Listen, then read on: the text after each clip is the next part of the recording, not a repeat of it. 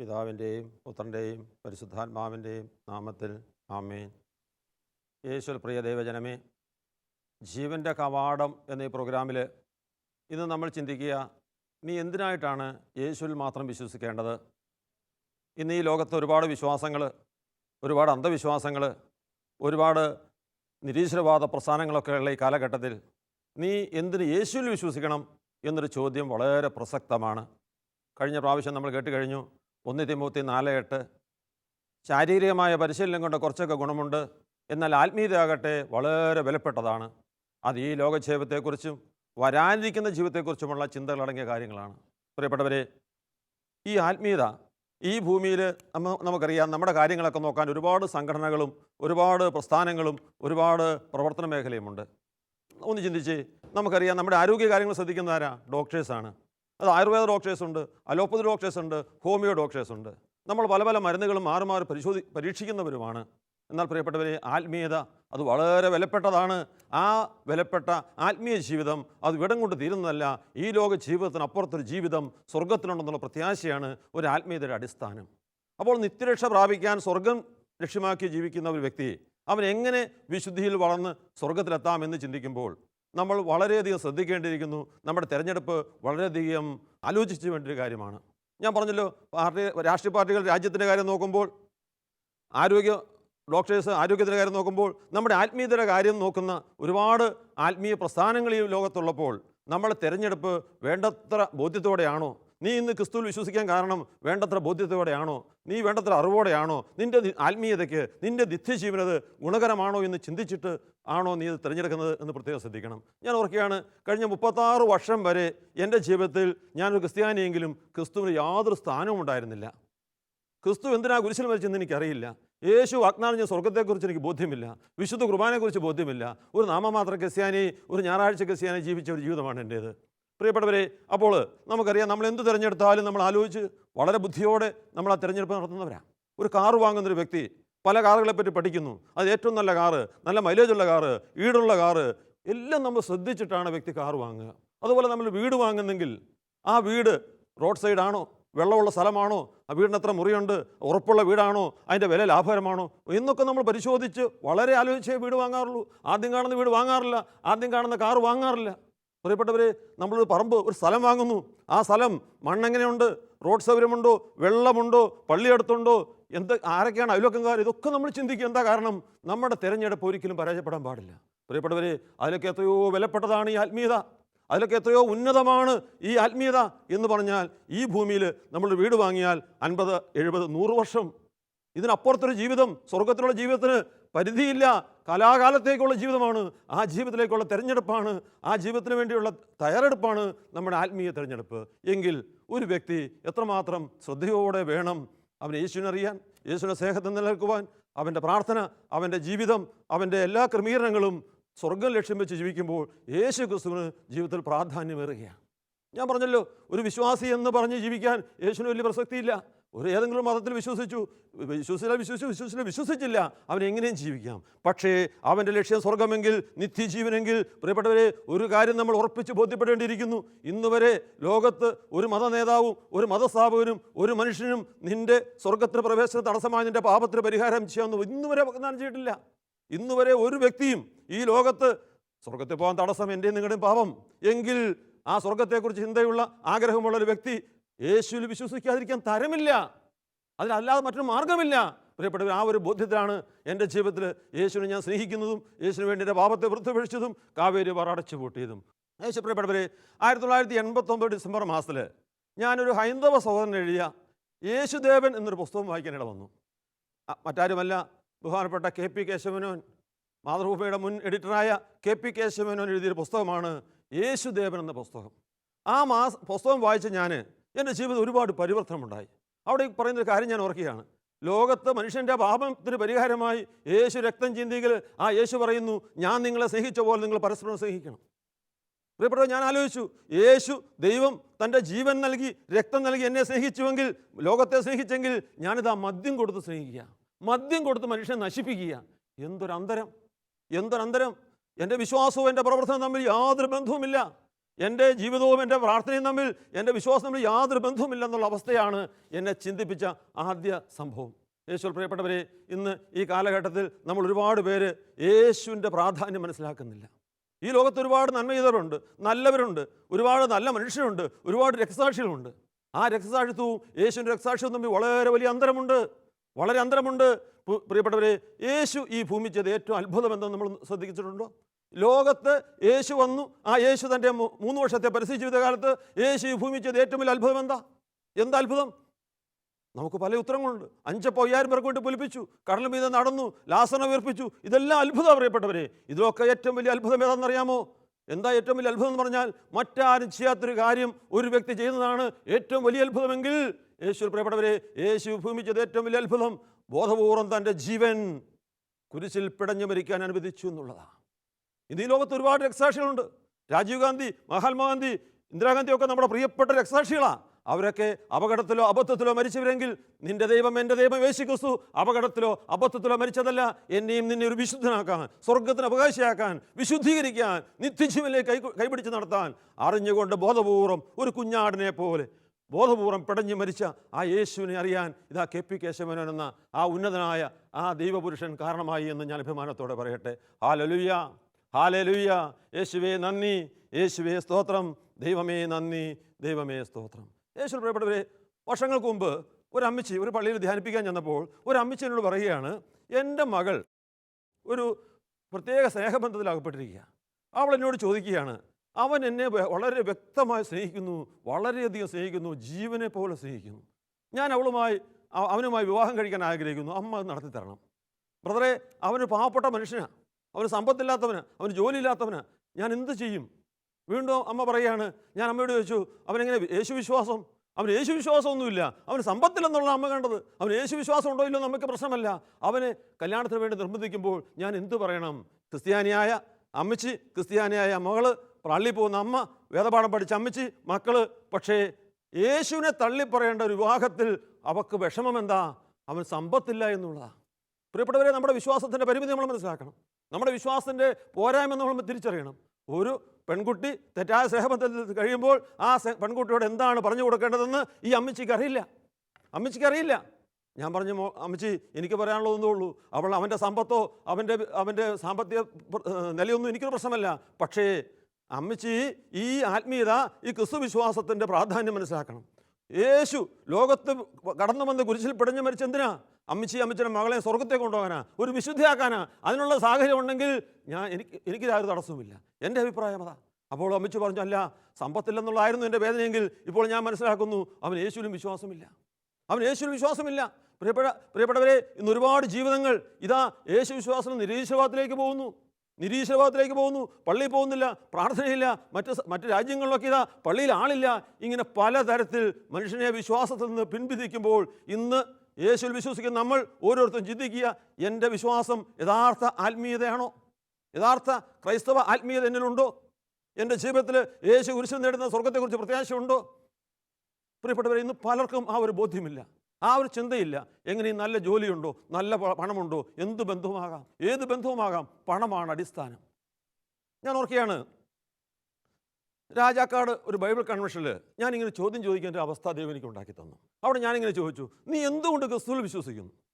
ഈ ലോകത്ത് ഒരുപാട് മതങ്ങളില്ലേ, അവരെല്ലാം നല്ല മതസ്ഥരല്ലേ, അവർക്കെല്ലാം നല്ല അഭിപ്രായങ്ങളില്ലേ, എല്ലാ മതങ്ങളിലും നന്മയില്ലേ, നീ എന്തിന് ക്രിസ്തുവിൽ വിശ്വസിക്കുന്നു എന്ന് ചോദ്യം ഞാൻ രാജാക്കാട്, കഞ്ചാവിൻ്റെ നാടാ, അവിടുത്തെ അച്ഛൻ, ഞാൻ ഈ മദ്യം നിർത്തിയത് കഞ്ചാവുകാർക്കൊരു പ്രചോദനമാകുമെന്ന് വിചാരിച്ച് എന്നെ കൂട്ടിക്കൊണ്ടുപോയതാണ്. ഞാൻ ഈ ചോദ്യം ചോദിച്ചു, അതാ കുറച്ച് പേരവിടെ ഇരിക്കുക. ഞാനവിടെ ചോദിച്ചപ്പോൾ അവർക്ക് ആദ്യം ഉത്തരം കിട്ടിയില്ല. ഞാൻ പറഞ്ഞു, എന്തും പറഞ്ഞു, തെറ്റിപ്പോയാൽ കുഴപ്പമില്ല. അങ്ങനെ പറഞ്ഞപ്പോൾ ഒരു അമ്മച്ചി പറയാണ്, നമുക്ക് പള്ളിയുണ്ട്, പള്ളിക്കൂടമുണ്ട്, അച്ഛന്മാരുണ്ട്, അതുകൊണ്ട് ഞാൻ വിശ്വസിക്കുന്നു. വേറെ ചേച്ചി പറഞ്ഞു, അതല്ല, എൻ്റെ അമ്മയപ്പനും ക്രിസ്ത്യാനിയായി പോയി, ഞാനും പെട്ടുപോയി. പ്രിയപ്പെട്ടവരെ, നമ്മൾ ഓർക്കണം, എൻ്റെ അമ്മയും അപ്പനും ക്രിസ്ത്യാനിയായി, ചെറുപ്പത്തിലെ കൊണ്ട് മാമോദിസ മുക്കി, ഞാൻ വിശ്വാസിയായി, മറിയാമ്മ പേരിട്ടു, ഞാൻ പിന്നെ എങ്ങോട്ട് പോകാനാ? ഇതാണ് നമ്മുടെ വിശ്വാസം. ഇതുകൊണ്ടാണ് ആരെങ്കിലും എന്തെങ്കിലും പറയുമ്പോൾ നിരീശ്വരവാദത്തിന് പുറകെയും മറ്റ് പ്രേമബന്ധത്തിന് പുറകെയുള്ള പോകാനുള്ള യഥാർത്ഥ കാരണം. യഥാർത്ഥ വേദപാഠം, സഭ നമുക്ക് തരുന്ന വേദപാഠം നമ്മൾ പഠിപ്പിക്കുന്നില്ല. പ്രിയപ്പെട്ടവരെ, എൻ്റെ ചെറുപ്പത്തിൽ ഈ മർക്കോസ് 9:42 എന്ന വചനം ഞാൻ അറിഞ്ഞിരുന്നെങ്കിൽ, ആ വേദപാഠം പഠിച്ചിരുന്നെങ്കിൽ, ഒരു പക്ഷേ ഞാനൊരു മദ്യവ്യവസായിയായി നശിക്കില്ലായിരുന്നു. ഇന്ന് കേരളത്തിൽ ഒരുപാട് മദ്യവ്യവസായികൾ ഇതുപോലെ നശിക്കില്ലായിരുന്നു. പ്രിയപ്പെട്ടവരെ, ഇന്ന് കേരളത്തിൽ 7ഓളം പേര് ബാറടച്ചവരുണ്ട്. സുവിശേഷ പ്രഘോഷണം കേട്ട്, വചനം കേട്ട്, ഈ പാപം ചെയ്യുന്നേക്കാൾ വലിയ പാപമാണ് പാപ പ്രേരണ നൽകുന്നുള്ള ബോധ്യം കേട്ട് 7 പേര് മദ്യവ്യവസായം നിർത്തിയവരുണ്ട്. അതിൽ 4 പേര് ബാറ് തന്നെ അടച്ചവരാ. മറ്റു ചിലർ ചാരായ ഷാപ്പ് നിർത്തി, കള്ള് ഷാപ്പ് നിർത്തി. അങ്ങനെ ഞങ്ങൾ 7 പേരുടെ സംഘടന രൂപീകരിച്ചു. എന്തിനാണെന്നറിയാമോ? ഒരു നാൾ ഞങ്ങളും മദ്യം വിറ്റ് നടന്നവരാ. ഞങ്ങളുടെയൊക്കെ ബാറുകളിൽ, ചാരായ ഷാപ്പുകൾ യേശുവിന് രൂപം വെച്ച് പ്രാർത്ഥിച്ചവരാ. ഞങ്ങൾ ഇരുട്ടിലായിരുന്നു. ഞങ്ങൾക്ക് പ്രകാശം ലഭിച്ചു. അനേകാരനൊക്കെ പാപം പ്രാർത്ഥന വഴിയെങ്കിൽ യേശുവിനറിയാതെ പാപത്തിലും അന്ധകാരത്തിലും പണത്തിലും ജീവിക്കുന്ന ആ മക്കളുടെ, ആ ബാർ മുതലാളി ബാറ മാനസാന്തരത്തിന് വേണ്ടി ഞങ്ങൾ മാസത്തിൽ ഒരിടത്ത് ഒരുമിച്ച് കൂടി യേശുവേ എന്ന് വിളിച്ച് പ്രാർത്ഥിക്കാൻ പോവുക. നിങ്ങളും പ്രാർത്ഥിക്കാൻ ഞങ്ങൾക്ക് വേണ്ടി. നമ്മൾ ആരെയും കുറ്റപ്പെടുത്തിൻ്റെ കാര്യമില്ല. ഇന്ന് പിശാച് ഇതാ അലറുന്ന സിംഹത്തെ പോലെ അന്ധകാരത്തിൽ പിടിച്ച് ചവിട്ടി താത്തുകയാണ്.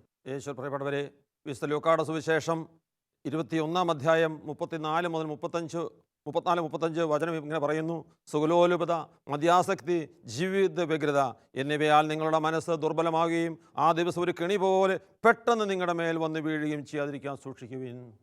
പ്രിയപ്പെട്ടവരെ, ഇന്ന് ഈ ഭൂമി ജീവിക്കുന്ന ഏതൊരു മനുഷ്യനും ഏതൊരു നിമിഷവും വിശുദ്ധനാകാം, അശുദ്ധനാകാം. ഇതിനുള്ള പരിപൂർണ സ്വാതന്ത്ര്യം നമുക്കുണ്ട്. പക്ഷേ ഒരു കെണി, ആ കെണി പോലെ നമ്മുടെ ജീവിതത്തിൽ അവൻ കടന്നു വന്ന് ഒരുവനെ മരണത്തിലേക്ക് നയിക്കുന്ന നിമിഷമാണ് ഒരുവൻ്റെ ആത്മാവിനെ നശിപ്പിക്കുന്ന നിമിഷം, ആത്മഹത്യ ചെയ്യുന്ന നിമിഷം. അതാണ് സാത്താൻ്റെ തന്ത്രം. ഒരു വ്യക്തിയുടെ ആത്മാവിനെ തട്ടുവാൻ അവൻ കിണഞ്ഞ് പരിശ്രമിക്കുക. ആരെങ്കിലും ഒരു വ്യക്തി ഒരു നാൾ ഒറ്റ ദിവസം കൊണ്ട് ആത്മഹത്യ ചെയ്യുന്നില്ല. അവൻ്റെ ജീവിതത്തിലേക്ക് സാത്താൻ സുഖലോലുപത, ജീവിത വ്യഗ്രത, മദ്യാസക്തി ഇവയെല്ലാം കുത്തിത്തിരുകി വലിയ പ്രത്യാശ നൽകി അവനെ പോക്കി അവസാനം താഴോട്ടിടിയില്ല. എൻ്റെ ജീവിതത്തിൽ അനുഭവം ഞാൻ ഓർക്കുക. ഞാൻ 1989 ഒരു നാൾ വിചാരിച്ചു പോയി, ഈ ലോകത്തോട് വിട പറയാം, ഒന്ന് മരിച്ചു കളയാം, എൻ്റെ ആത്മാവിനെ നശിപ്പിക്കാം, ആത്മഹത്യ ചെയ്യാം. ഞാൻ അതുപോലെ പ്രതിസന്ധിയിലേക്ക് സാത്താനെ കൊണ്ടുപോയി. പ്രിയപ്പെട്ടവർ, നമ്മൾ ശ്രദ്ധിക്കണം, എന്താ ഈ ആത്മഹത്യ എന്ന വാക്കിൻ്റെ അർത്ഥം?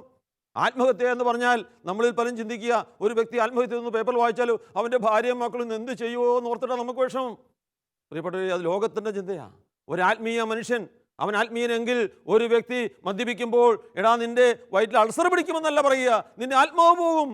1 കൊറിന്ത്യർ 6:10 പറയുന്നില്ലേ, മദ്യപാനി നിത്യനരകത്തിന് അർഹനാകും. പ്രിയപ്പെട്ട ഒരു ആത്മീയ ചിന്തയുള്ള മനുഷ്യൻ പറയുക, നീ ഇങ്ങനെ മദ്യപിച്ചാൽ നിന്റെ ആത്മാവ് പോകുമെന്നെങ്കിൽ, ഒരു വ്യക്തി ആത്മഹത്യ ചെയ്താൽ അവൻ്റെ ആത്മാവ് നരകത്തിൽ പോയല്ലോ എന്ന് വേദനിക്കുമ്പോൾ, ഈ ഭൗതിക ചിന്തയിൽ കഴിയുന്നതും പറയുക, അവൻ്റെ ഭാര്യയും മക്കളും ഇനി എന്ത് ചെയ്യും? അത് ശരിയാ. പക്ഷെ അതിനപ്പുറത്ത് ആത്മഹത്യ എന്ന വാക്കിൻ്റെ അർത്ഥം എന്താ? ആത്മാവിനെ നശിപ്പിക്കുക. നിത്യ നരകത്തിന് അർഹനാകുന്ന സമയമല്ലേ പ്രിയപ്പെട്ടവരെ ആത്മഹത്യ? ആ ഒരു ചിന്തയോടെ നമ്മുടെ ജീവിതത്തിൽ സാത്താൻ നിരവധി ആത്മഹത്യ പ്രേരണ നൽകുന്ന ഈ കാലഘട്ടത്തിൽ ഇന്ന് പത്രം നോക്കിയാൽ ഒരുപാട് പേര് ആത്മഹത്യ ചെയ്യുക. ആരും ഒരു ദിവസം കൊണ്ട് ആത്മഹത്യ ചെയ്തതല്ല, അവന് വേണ്ടി സാത്താനെ ഒരുക്കിയ ഒരു തെറ്റായ സ്നേഹബന്ധം. ഒരു സ്മോളെ തുടങ്ങിയവൻ അല്ലെങ്കിൽ മറ്റൊരു വലിയ കെണിയിൽപ്പെട്ടവൻ, അവനൊക്കെ ഒരു നാൾ നല്ല വിശുദ്ധി ജീവിച്ചനായിരിക്കാം. അവൻ്റെ ഉള്ളിലേക്ക് ഇതാ ജീവിത വ്യഗ്രത, മദ്യാസക്തി, സുഖലോലുപത, അത് സാത്താൻ കടത്തിവിട്ട് അവനെ ഒരു നാൾ ആത്മഹത്യയിലേക്ക് നയിക്കുന്നു. എൻ്റെ ജീവിത അനുഭവം ഞാൻ ഓർക്കുക.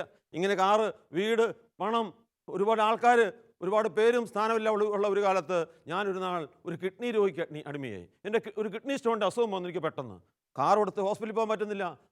അതിഭയങ്കര വേദന, ശത്രുക്കൾക്ക് പോലും വരില്ലേ നമ്മൾ പ്രാർത്ഥിക്കുന്നൊരു വലിയ വേദനയോടുകൂടി ഞാൻ ഹോസ്പിറ്റലിൽ ചെന്നു. അവിടെ ഹോസ്പിറ്റലിൽ ചെന്നപ്പോൾ ഡോക്ടേഴ്സ് പറഞ്ഞു, ചിലപ്പോൾ 2-4 ദിവസം വേദനിക്കേണ്ടി വരും എന്ന് പറഞ്ഞ് അവരെന്നെ മയക്കാൻ വേണ്ടി ഇഞ്ചക്ഷൻ എടുത്തു. പ്രിയപ്പെട്ടവരെ, അവർ ഒരുപാട് പ്രയത്നം നടത്തിയിട്ടും എനിക്ക് പെട്ടെന്ന് ഉറക്കം വരുന്നില്ല, മയങ്ങുന്നില്ല. ഈ അവസ്ഥയിൽ എന്നെ കാണാൻ വേണ്ടി എക്സൈസുകാർ, രാഷ്ട്രീയക്കാർ, പോലീസുകാർ, ലക്ഷങ്ങൾ കൈക്കൂലി വാങ്ങിയവരൊക്കെ വന്ന് ആശ്വസിപ്പിക്കുക. അവരൊക്കെ മദ്യത്തിലാണ്. ഒരു ഫോർമാലിറ്റിക്ക് വേണ്ടി അവരെല്ലാം വന്ന് ആശ്വസിപ്പിക്കുന്ന സമയം ഞാൻ വേദന എടുത്ത് കട്ടിൽ വരെ ചവിട്ടിപ്പൊളിക്കുന്ന അവസരത്തിൽ അവരാരും പോകാത്ത അവസ്ഥയിൽ ഞാനൊരു മനസ്സിൽ തീരുമാനമെടുത്തു, ഈ വേദനയോടെ 4 ദിവസം ജീവിക്കുന്നേക്കാൾ നല്ലത് ഇതായി 4 നില കെട്ടിടത്തിന് മുകളിൽ താഴോട്ട് ചാടി മരിക്കണം. ഒരു കെണി പോലെ, ഒരു കെണി. പ്രിയപ്പെട്ട എന്തായി കെണി? സാത്താൻ ഒരുക്കുന്ന കെണി. നമുക്കറിയാം, ഒരു എലി ഒരു കെണിയിൽപ്പെട്ടാൽ പിന്നെ അവന് പോകാൻ പറ്റില്ല. ഒരു അടിച്ചിൽപ്പെട്ട എലി അത് ചത്തുപോകുന്നു. പ്രിയപ്പെട്ടവരെ, പുലിയെ പിടിക്കാൻ കെണി വെക്കുന്നു. ഇതുപോലെ സാത്താൻ നിരവധി കെണികൾ എൻ്റെ നിങ്ങളുടെ ജീവിതത്തിൽ വെച്ചുകൊണ്ട് നമ്മുടെ ആത്മാവിനെ നശിപ്പിക്കാൻ അവൻ കെണികൾ ഒരുക്കുമ്പോൾ, ചതികൾ ഒരുക്കുമ്പോൾ, ഒരു ആത്മീയനാണ് പോടാ പിശാചേ, പോടി പിശാചേ എന്ന് പറയാൻ ധൈര്യം ലഭിക്കുന്നവനാണ്. Hallelujah, hallelujah. യേശുവേ നന്ദി, യേശുവേ സ്തോത്രം. പ്രിയപ്പെട്ടവരെ, രാത്രി 12 വരെ ഞാൻ തയ്യാറായി. അപ്പോൾ അത് ഉറങ്ങിപ്പോയി. രാവിലെ കേൾക്കുമ്പോൾ വയറ്റിൽ വേദനയില്ല, കിഡ്നി സ്റ്റോണിൻ്റെ അസുഖമില്ല, സ്റ്റോൺ തള്ളിപ്പോയി. ഞാൻ അവിടെ നിന്ന് തീരുമാനമെടുത്തു, എന്നെ സ്നേഹിക്കുന്ന എൻ്റെ ദൈവം. ഞാൻ അന്ന് വരെ ഈ ധ്യാനത്തിന് പോകാൻ തടസ്സം പറഞ്ഞെന്താ? 100-200 തൊഴിലാളികൾ, ബാറ്, ചാരായ ഷാപ്പ്, ഇതൊക്കെ ആര് നോക്കും? ഈ ഒരു അസ്വസ്ഥതയോടെ ധ്യാനത്തിന് പോകാൻ തയ്യാറാകാതിരുന്ന് ഞാൻ അന്ന് തീരുമാനമെടുത്തു, ആ 4 നില കെട്ടിടത്തിന് മുകളിൽ നിന്ന് താഴോട്ട് ചാടിയെങ്കിൽ എൻ്റെ ജീവൻ പോയനെ, എൻ്റെ നാശമായിരുന്നത്. ആ ഒരു മാറ്റം, ഒരു മാനസാന്തരം, ഒരു ചിന്തയായി വന്നു. 5 ദിവസത്തെ ധ്യാനത്തിന് വേണ്ടി പോയി, വേദപാഠം പഠിച്ചു, ദൈവത്തിൻ്റെ വചനം കേട്ടു, ദൈവം എന്നെ വ്യക്തിപരമായി സ്നേഹിക്കുന്ന തിരിച്ചറിഞ്ഞു. ആ ദൈവസ്നേഹം അറിഞ്ഞ് ഞാൻ ഒരു തീരുമാനമെടുത്തു. എനിക്കും എൻ്റെ ദൈവത്തെ സ്നേഹിക്കണം, എൻ്റെ യേശുവിനെ സ്നേഹിക്കണം, എനിക്ക് വേണ്ടി കുരിശിൽ പിടഞ്ഞു മരിച്ച് നേടിത്തന്ന സ്വർഗം എനിക്ക് സ്വന്തമാക്കണം. ഈ ചിന്തയാണ് പ്രിയപ്പെട്ടവരെ കോടികളുടെ വരുമാനം, ഈ ലോകത്തിന് അംഗീകാരം, അതെല്ലാം ഉച്ഛിഷ്ടമായി ചപ്പും ചോറുമായി തള്ളാൻ എന്നെ ശക്തിപ്പെടുത്തിയ ആ ദൈവിക രഹസ്യം. പ്രിയപ്പെട്ടവരെ, ഞാൻ ആ ധ്യാനകത്തിലേക്ക് കടന്നു ചെന്നു. ദൈവം എന്നെ സ്നേഹിക്കുന്നു ബോധ്യപ്പെട്ടു. അതാ പിറ്റേ ദിവസം പാപത്തിന് ക്ലാസ്. ഇത്രയും വ്യക്തിപരമായി സ്നേഹിക്കുന്നതിൻ്റെ ദൈവത്തെയാണല്ലോ ഞാൻ പാപം ചെയ്ത് വേദനിപ്പിച്ചത് എന്നോർത്തുമ്പോൾ എനിക്ക് വലിയ സങ്കടമായി, കരച്ചിലായി. ഒരു നല്ല കുമ്പസാരം നടത്തി. ആ ഒരു വലിയ കുമ്പസാരം എൻ്റെ ജീവിതത്തിലെ ഏറ്റവും വലിയ അനുഭവമായിരുന്നു. 1000 കിലോ ഭാരം എൻ്റെ തലയിൽ നിന്ന് പോയ അവസ്ഥ, ദൈവത്തിൻ്റെ പരിശുദ്ധാത്മാവിൻ്റെ കാര്യങ്ങൾ സുഖമായിട്ട് ജീവിക്കുന്നൊരവസ്ഥ, ഒരു വലിയ സമാധാനം. എൻ്റെ ഭാരം പോയത് നിങ്ങൾക്കാർക്കും മനസ്സിലാവില്ലെങ്കിൽ പോലും പ്രിയപ്പെട്ടവരെ, ഒരു ദൈവിക രഹസ്യം ഞാൻ വെളിപ്പെടുത്തുകയാണ്. അന്ന് എൻ്റെ തലയിൽ നിന്ന് ഭാരം പോയത് നിങ്ങൾക്ക് മനസ്സിലാകുന്നില്ലെങ്കിൽ പോലും അന്ന് എനിക്ക് ലഭിക്കാത്തൊരു സൗഭാഗ്യം ഇന്ന് ലഭിച്ചത്. എനിക്ക് 36 വയസ്സ്, എൻ്റെ തലമുടി പോലും നരച്ചിരിക്കുന്നു. എൻ്റെ തലമുടി പോലും പലതും നരച്ചിരുന്നെങ്കിൽ ഇതാ 60 വയസ്സിൽ ഈ തലമുടി കറുത്തിരിക്കുന്നു. നിങ്ങൾ പറയും ഗോദ്രേജിൻ്റെ ഡയ്യ. അല്ല പ്രിയപ്പെട്ടവരെ, ദൈവത്തിൻ്റെ സമാധാനമാണ് യേശുവിൻ്റെ ഡയ്യ. എന്തുകൊണ്ടാണ് ആ തലമുടി ആ പ്രായത്തിൽ നരയ്ക്കാൻ കാരണം? അന്ന് ഞാൻ ഡയബറ്റിക് രോഗിയാണ്. അന്ന് കിടന്ന സമാധാനമില്ല. എൻ്റെ ആരോഗ്യം പോയി, എൻ്റെ സൗന്ദര്യം പോയി, എൻ്റെ സമാധാനം പോയി, എൻ്റെ ആത്മാവും പോയ അവസ്ഥയായിരുന്നു അന്ന്. എന്താ എൻ്റെ കാരണം? പ്രിയപ്പെട്ടവരെ, നമുക്കറിയാം, ഒരു ഫ്രിഡ്ജ് നമ്മൾ വാങ്ങുന്നു, ഒരു TV വാങ്ങുന്നു, അതിനോടൊപ്പം തരുന്നു അതിൻ്റെ ഒരു കാറ്റലോഗ്. ഈ കാറ്റലോഗ് വായിച്ച് പഠിച്ചാണ് നമ്മൾ അത് ഓപ്പറേറ്റ് ചെയ്യുന്നതെങ്കിൽ, മനുഷ്യനെ സൃഷ്ടിച്ച ദൈവം അവന് നൽകിയ കാറ്റലോഗാണ് ഈ വിശുദ്ധ ബൈബിൾ. ഇതറിയാതെ, ഇതിൻ്റെ വചനം അറിയാതെ, ഇതിൻ്റെ പദ്ധതി അറിയാതെ ഞാൻ തന്നിഷ്ടപ്രകാരം പണമുണ്ടാക്കാൻ നെട്ടോട്ട് ഓടിയപ്പോൾ, യേശുവിനെ വിട്ട് കളഞ്ഞപ്പോൾ, ജീവിതം എൻ്റെ തന്നിഷ്ടപ്രകാരമായപ്പോൾ ഞാനൊരു പഞ്ചറായി, ഞാൻ രോഗിയായി, സമാധാനം പോയി, സന്തോഷം പോയി, മദ്യമായിരുന്നു എന്നെ അന്നെ സമാധാനപ്പെടുത്തിയത്. യേശു പ്രിയപ്പെട്ട സഹോദരാ സഹോദരി, നീ ഇന്ന് ജീവിത വിഗ്രഹത്തിലാണോ? വെട്ടിപ്പിടിക്കാൻ നെട്ടോട്ട് ഓടുകയാണോ? ഉറക്കമില്ലാതെ നീ അധ്വാനിക്കുകയാണോ? അമിതമായ അധ്വാനം ഒരു പാപമാ പ്രിയപ്പെട്ടവരെ. രാപ്പകൽ നീ കഷ്ടപ്പെടുന്നെങ്കിൽ നിന്റെ വഴി ദൈവത്തിൻ്റെ വഴിയല്ല. അലസത പാപം എങ്കിൽ 24 മണിക്കൂറും പണിയെടുത്ത് പണം ഉണ്ടാക്കണമെന്ന് ചിന്തിക്കുന്നെങ്കിൽ അത് സാത്താൻ്റെ വഴി എന്ന് തിരിച്ചറിയണം. ജീവിത വ്യഗ്രത, സുഖലോലുപത. ഇന്ന് ഈ ലോകത്ത് ഒരുപാട് പേര് പണമാണ് അവരുടെ ലക്ഷ്യം. വലിയ വീട്, വലിയ കാറ്, വലിയ ആനന്ദം, ഈ ലോകത്തിന് സൗഭാഗ്യത്തിൽ മുഴുകിക്കഴിയുക. ഞായറാഴ്ച പള്ളിയിലും പോകും, പ്രാർത്ഥിക്കുകയും ചെയ്യും. ഈശോ ആഗ്രഹിക്കുന്ന പ്രിയപ്പെട്ടവരെ, ഈ ഭൂമിയിൽ വന്ന് കാലിത്തൊഴുത്ത് പിറന്ന യേശു, പാവങ്ങളുടെ ജീവിച്ച യേശു, അതാ ഇതുപോലത്തെ ഒരു ജനന ലോകത്തുണ്ടോ? ഇതുപോലത്തെ ഒരു ജീവിത ലോകത്തുണ്ടോ? ഇതുപോലത്തെ ഒരു മരണ ലോകത്തുണ്ടോ? ഇതുപോലത്തെ ഒരു ഉദ്ധാനവും വേറെ ഇന്നുവരെ സംഭവിച്ചിട്ടില്ല. പ്രിയപ്പെട്ടവരെ, ആ യേശു, ആ ദൈവം, ആ തമ്പുരാൻ നമുക്ക് തരുന്ന ആ സ്വർഗത്തിൻ്റെ വാഗ്ദാനം, നിത്യരക്ഷ പ്രത്യാശ, അത് ലഭിക്കാൻ നീ അർഹനാണോ? നിന്റെ മനസ്സിലെന്താ? നിന്റെ ജീവിതത്തിൽ 1-ാം സ്ഥാനം എന്തിനാ? നീ ഈശോയേക്കാൾ അധികമായി, ദൈവത്തെക്കാൾ അധികമായി നീ എന്തിനെങ്കിലും സ്നേഹിക്കുന്ന വ്യക്തിയാണോ? പ്രിയപ്പെട്ടവരെ, നമ്മുടെ ദൈവം ആരെന്ന് നമുക്ക് അറിയണമെങ്കിൽ ഇതാ ഒരു എളുപ്പവഴി. നിന്റെ ജീവിതത്തിൽ നീ എന്തിനെക്കുറിച്ച് ഏറ്റവും അധികം സമയം ചിന്തിക്കുന്നു? നിന്റെ ജീവിതത്തിൽ ഏറ്റവും കൂടുതൽ എന്തിനാ നീ സ്ഥാനം കൊടുക്കുന്നു? അതാ നിന്റെ ദൈവം. അല്ലാതെ യേശു എന്ന് പറഞ്ഞ് പേര് തോമസ് കുട്ടിയായിട്ടോ മത്തായി ആയിട്ടോ കാര്യമില്ല. നിന്റെ ജീവിതത്തിൽ നിന്റെ ലക്ഷ്യമെന്തോ അതാണ് നിന്റെ പ്രാർത്ഥന, അവിടെയാണ് നിന്റെ മനസ്സ്, അവിടെയാണ് നിന്റെ ശരീരം, അവിടെയാണ് നിന്റെ ജീവിതം. യേശു പ്രിയ സഹോദരാ സഹോദരി, നമ്മുടെ ജീവിതത്തിൽ യേശുവിന് 1-ാം സ്ഥാനം കൊടുത്തുകൊണ്ട് യേശുവിലേക്ക് വരുവാൻ നമുക്ക് തയ്യാറാകാം. അങ്ങനെ ധ്യാനത്തിൻ്റെ 4-ാം ദിവസം അവിടെ പ്രഘോഷിക്കപ്പെട്ട വചനങ്ങൾ ഞാൻ ഓർക്കുകയാണ്. മർക്കോസ് 9:42, ഈ ചെറിയവരിലൊരുവന് പാപപ്രേരണ നൽകുന്നവൻ ആരോ, അവന് കൂടുതൽ നല്ലത് കഴുത്തിലൊരു വലിയ തിരികല്ല് കെട്ടി കടലിച്ചാടുന്നതാണ്. പ്രിയപ്പെട്ടവരെ, ആ വചനമാണ് മദ്യവ്യവസായം വലിയ പാപമാണെന്ന് വ്യക്തമായി എന്നെ പഠിപ്പിച്ചത്. ഞാൻ ഓർക്കുകയാണ്, ഒരു നാൾ ഡിവൈൻ ധ്യാനകേന്ദ്രത്തിൽ ഇതേ വചനം പറഞ്ഞ് പ്രസംഗിക്കുമ്പോൾ ഞാൻ മദ്യവ്യവസായം നിർത്താൻ കാരണം മർക്കോസ് 9:42 വചനമാണ്. അത് കേട്ടപ്പോൾ അവിടെ ഇരുന്നൊരു സിനിമാ നടി, അവൾക്കൊരു മാനസാന്തരം. അവളുടെ തെറ്റായ വസ്ത്രധാരണം, തെറ്റായ അഭിനയത്തിലൂടെ 10000ങ്ങളെ പാപത്തിലേക്ക് നയിച്ച ആ സിനിമാ നടി, അവളതാ പാപബോധം ഉണ്ടായി, അനുദപിച്ചു, കുമ്പസാരിച്ചു. ഇന്ന് അവളെ തെറ്റായ ജീവിതം മാറ്റി ഒരു വിശുദ്ധ ജീവിതത്തിലേക്ക് അവൾ കടന്നു വന്നു. 3-ാം ദിവസം എൻ്റെ അടുത്ത് പ്രാർത്ഥിക്കാമെന്ന യുവതി പറയുക, ബ്രദറെ, ഞാൻ 3 പ്രാവശ്യം ആത്മഹത്യ പോയവളാ, ആത്മാവിനെ നശിക്കാൻ പോയവളാ. ഇന്ന് എൻ്റെ ജീവിതത്തിൽ ഇപ്പോൾ മരിച്ചാൽ ഞാൻ സ്വർഗത്തിലെത്തും. ആ മകളോട് ചോദിച്ചു, നീ എന്നെ വിഷം കഴിച്ചോ? ഇല്ല, വിഷം കഴിച്ചില്ല. ഉറക്കുളി കഴിച്ചു. എത്രണ്ണം കഴിച്ചു? വാരി കമ്മി, എണ്ണാൻ പറ്റിയിട്ടില്ല. പ്രിയപ്പെട്ടവരെ, ഈ ഭൂമിയിൽ സുഖലോലുപതയിലും ധനമോഹത്തിലും ജീവിത വേഗതയും കഴിഞ്ഞ മകൾ 3 പ്രാവശ്യം ആത്മഹത്യ ചെയ്യാൻ പോയെങ്കിൽ ഇന്ന് ഒരുപാട് അതുപോലത്തെ ജീവിതങ്ങളുണ്ട്. ഈശോ ഇല്ല, ദൈവമില്ല, സമാധാനമില്ല, ശാന്തിയില്ല, എങ്ങനെയും പണം. അവസാനം ഇതാ ഗ്യാസ് സിലിണ്ടർ പൊട്ടിത്തെറിക്കുന്നു, വിഷക്കുപ്പികൾ തീരുന്നു, കയറ്, ട്രെയിൻ, ഇവയിലൊക്കെ ആശ്രയിച്ചുകൊണ്ട് ഒരുപാട് ജീവിതങ്ങളെ സാത്താൻ നമ്മാനമാടുക. ഒരുപാട് പേര് ഇതായി പണത്തിന് വേണ്ടി നെട്ടോട്ടം ഓടി, ജീവിത സുഖത്തിന് വേണ്ടി പാപത്തിൻ്റെ പുറകെ ഓടി, അവരുടെ പണം ഉണ്ടാക്കാൻ ഓടി ഒരുപാട് പേര് ജയിലിൽ കിടക്കുക. പ്രിയ സഹോദരാ സഹോദരി, ഇന്ന് യേശുവിൻ്റെ നാമത്തിൽ നമുക്ക് തീരുമാനമെടുക്കാം. എനിക്ക് ഈ ജീവിതം ഒരു പശുവിനെ പോലെ കന്നാലിയെപ്പോൾ ചത്തൊടുക്കി തീരേണ്ടതല്ല. ഏതാണ് നേട്ടം, ഏതാണ് കോട്ടം, ഏതാണ് ലാഭം, ഏതാണ് നഷ്ടം. തെറ്റായ വരുമാന മാർഗ്ഗങ്ങൾ, ആ മദ്യവ്യവസായമാകാം, കൈക്കൂലിയാകാം, കരിഞ്ചന്തയാകാം, റേഷൻ മരിച്ച് വിൽക്കുന്നവനാകാം, അന്യായ പലിശയാകാം. എന്തു വെറുത്ത് ഭക്ഷിച്ചുകൊണ്ട് ഈശോയ്ക്ക് സ്നേഹമില്ലാത്തത്, ഈശോയുടെ അംഗീകാരമില്ലാത്തത്, വചനത്തിന് നിരക്കാത്ത ഒരു പണി എൻ്റെ ജീവിതം ചെയ്യില്ല. കാരണം എൻ്റെ ലക്ഷ്യം സ്വർഗമാണ്, എൻ്റെ ജീവിതം ദൈവത്തിന് വേണ്ടിയാണ്, ഈശോയ്ക്ക് വേണ്ടിയാണ്. ഈ ഒരു ബോധ്യത്തോടെ നമുക്ക് ജീവിക്കാം, അതിനോട് തയ്യാറാകാം. ദൈവത്തിൻ്റെ പരിശുദ്ധാത്മാവ് നമ്മളെ സഹായിക്കട്ടെ. നമുക്കൊരു നിമിഷം പ്രാർത്ഥിക്കാം. കാരുണ്യവാനായ നല്ല ദൈവമേ, അങ്ങ് ഞങ്ങൾക്ക് അന്ന് ഈ ജീവിതത്തെ ഓർത്ത് നന്ദി പറയുന്നു. ഈശോയെ, അങ്ങയുടെ വചനം കേട്ട് അങ്ങ് കുരിശ് നേടുന്ന സ്വർഗ്ഗ ലക്ഷ്യമാക്കി ജീവിക്കുവാൻ ഞങ്ങളെ പ്രേരിപ്പിക്കണമേ. വചനത്തിന് വിരുദ്ധമായ ഞങ്ങളിലെ ആസക്തികൾ, സുഖലോലുപത, മദ്യാസക്തി, ജീവിത വ്യഗ്രതയിൽ നിന്ന് ഞങ്ങളെ മോചിപ്പിച്ച് ഈശോയുടെ വഴിയെ, സ്വർഗത്തിൻ്റെ വഴിയെ, നിത്യജീവൻ്റെ പാതയിലൂടെ ഞങ്ങൾക്ക് മുന്നേറുവാൻ കൃപ തരണമേ. പിതാവിൻ്റെയും പുത്രൻ്റെയും പരിശുദ്ധാത്മാവിൻ്റെ നാമത്തിൽ ആമേൻ.